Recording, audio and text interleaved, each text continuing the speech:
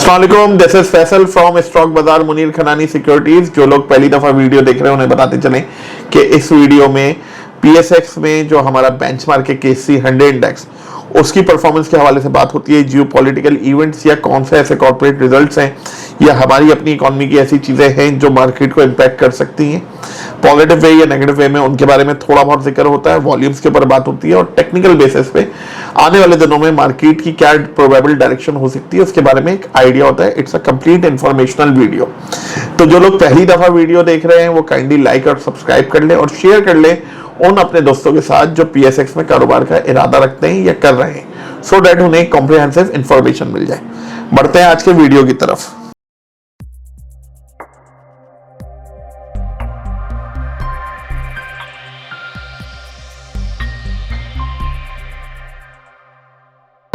मार्च market ना रुकने का नाम लेते हुए ऐसा लगता है कि यूएस ईरान वॉर नहीं, ये पाकिस्तान ईरान वॉर है।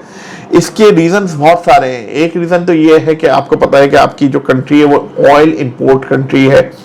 आपको क्रूड जब इंपोर्ट करना होगा और उसके रेट्स बढ़ जाएंगे तो वो इम्पैक्ट आपकी इकोनॉमी के ऊपर आएगा और वो आज स्टॉक एक्सचेंज में भी नजर आ गया। ऑल्दो हमने देखा कि जी फ्राइडे वाले दिन मार्केट में जो पेट्रोलियम मसनूआत थी उनमें इजाफा हुआ 55 रुपीज पर लीटर, और उससे एक डिस्टर्बेंस उसी वक्त पता चल गई थी कि मंडे को जो है मार्केट में गिरावट देखने को मिल सकती है। दूसरा, सैटरडे और संडे को हमने देखा कि ईरान और इसराइल एक दूसरे के अब ऑयल डिपो और रिफाइनरीज के ऊपर हमला कर रहे हैं, जिससे क्रूड की प्राइस फर्दर इंक्रीज हो रही है और वो इम्पैक्ट करेगी। खैर, बात करते हैं आज के वॉल्यूम्स की। सबसे पहले तो केसी 100 इंडेक्स में वॉल्यूम हुए 196 मिलियन शेयर्स के, पूरा 20 करोड़ शेयर का भी काम नहीं हुआ है तकरीबन। और केसी ऑल में हुआ है तकरीबन 360 मिलियन शेयर्स का काम।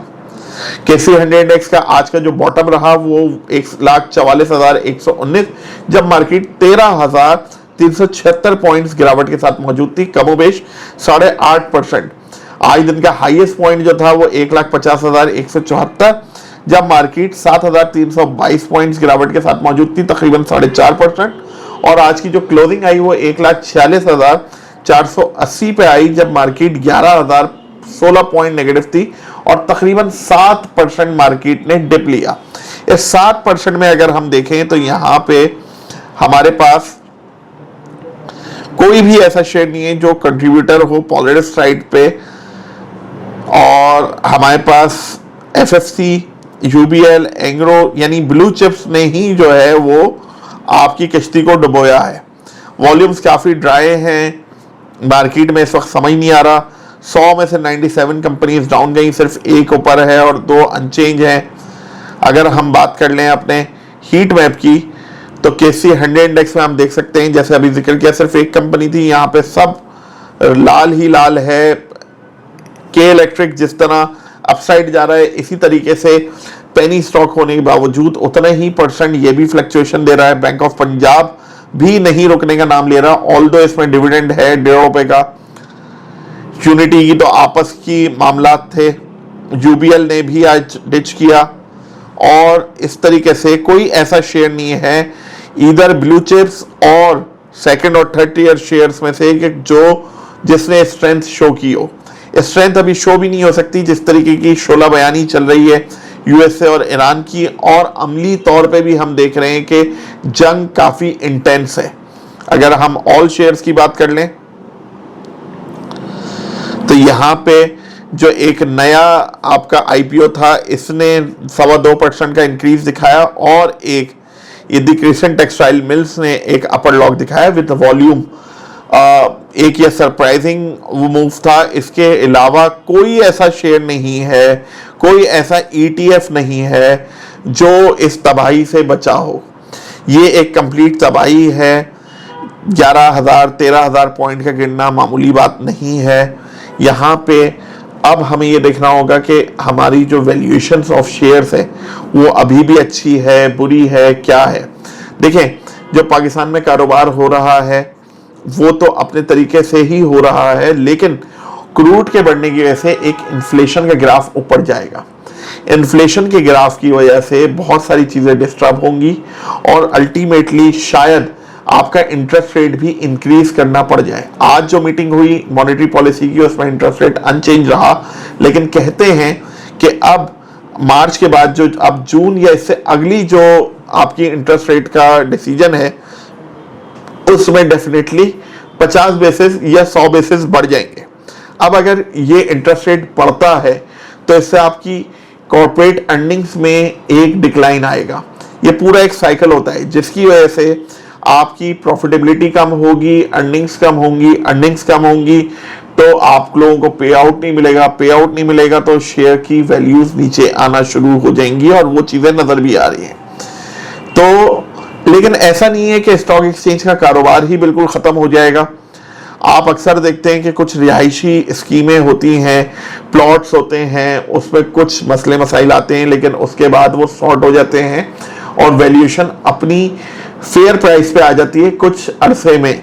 इसी तरीके से स्टॉक एक्सचेंज का कारोबार है, चूंकि सिंगल क्लिक के ऊपर आप बाय और सेल कर सकते हैं।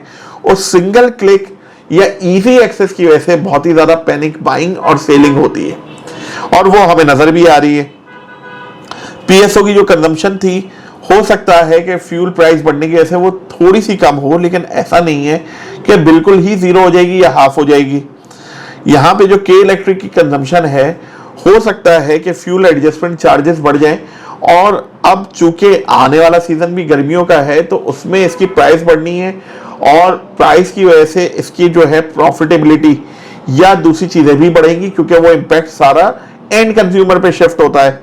बैंक ऑफ पंजाब में क्या लोगों ने पैसा रखना छोड़ दिया, यूबीएल इतना मुस्तनद बैंक, तो ये चीजें सब सोचने वाली होती हैं और जो एक इन्वेस्टर होता है वो इन मौकों की ताक में होता है कि भाई ये तो मौके अच्छे हैं, अब हमें बाइंग करनी चाहिए।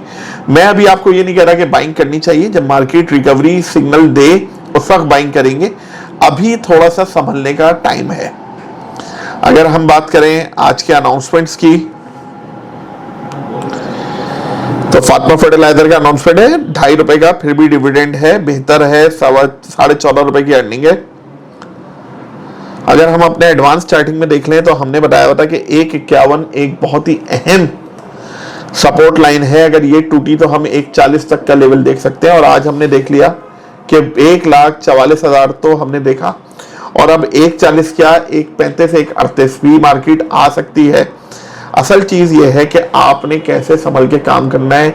नई बाइंग करने की अगर आपके पास गुंजाइश है तो हम अपने ग्रुप में भी लोगों को समझाते हैं कि चंक्स में बाय करें, कि अगर आप 1000 शेयर्स लेने की कैपेसिटी रखते हैं तो इस वक्त सिर्फ 100 या 200 शेयर लें, बाकी कैश को रिजर्व रखें, आपको नीचे भी मौका मिलेगा लेने का।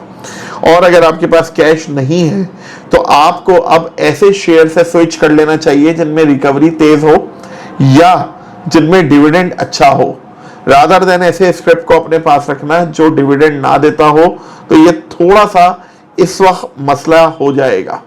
तो बेहतर ये है मशवरा जो हम ग्रुप में भी समझा रहे हैं कि जी आप उन शेयर्स में इन्वेस्ट करें इस वक्त जिनकी डिविडेंड यील्ड अच्छी हो, चंक्स में बाय करें। वही मशवरा हम अपने देखने वालों को भी बता रहे हैं कि कौन से शेयर में आपको बाय करना है जिसकी डिविडेंड यील्ड अच्छी हो। कितना बाय करना है, फिल वक्त सिर्फ 10 से 20%। जब आपको प्रॉपर रिकवरी सिग्नल मिले फिर आप अपनी इन्वेस्टमेंट बढ़ा सकते हैं। इस वक्त थोड़ा सा एहतियात करनी चाहिए। आपको अगर अकाउंट खुलवाना है या अकाउंट ट्रांसफर करवाना है तो दिए गए नंबर पर रब्ता करें और आपका अकाउंट ओपन बहुत आसानी से हो जाएगा। Thank you.